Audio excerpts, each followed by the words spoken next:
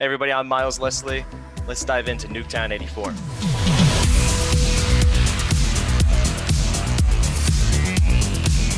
We wanted to flip it on its head from some of the last things that we've done in the last iterations because we know player expectations are high. And in this version of Nuketown 84, it's actually a sister site to the original Nuketown.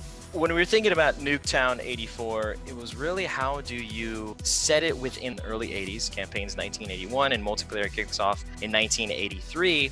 Sort of stressful time, right? Like it was the two huge superpowers in the US and the Soviet Union, and constantly having this tension. The threat always looms of the nuclear destruction.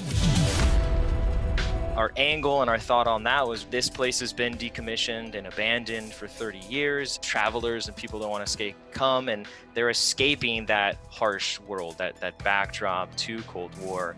So we'll start with the sign here, which I love. We did such a fun job of just like, what would people do with the sign? I like to imagine there's a dude that had a shopping cart pushing it through the deserts of Nevada, and he stumbles upon this Nuketown Site B that's been abandoned. Basically turns it into this sanctuary in the desert of no more bankers, no more money, forget all that noise. I just want to be free. And then across the whole map, you know, if you think about what would happen between 1954 and 1984, and things are dirty, things are grimy. The yellow house is kind of our video game house, as we called it. There's a lot of interesting sort of graffiti and messaging as people just kind of fed up with life and sort of what's going on. And another thing which is awesome is the mannequins. So again, we like to imagine that people came and dressed up the mannequins throughout the years to entertain themselves, right?